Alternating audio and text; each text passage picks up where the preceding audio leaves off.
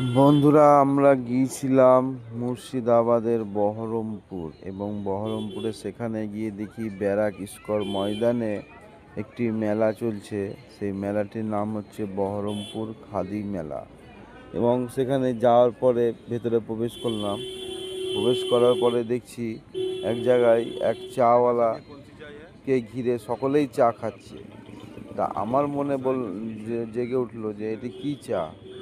তাই চাওয়ালার কাছে গিয়ে দেখছি বোর্ডে লেখা আছে স্যাফরান চাই, স্যাফরান টি।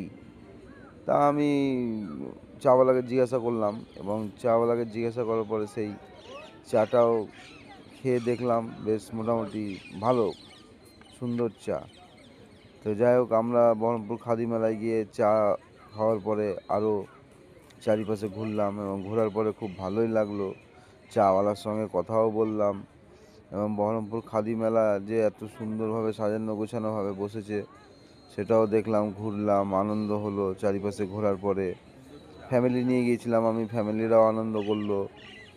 আশেপাশে যারা ছিল তাদের সঙ্গে সকলের সঙ্গে আনন্দ করলাম, আনন্দ করে কথা বললাম, খুব ভালো লাগলো।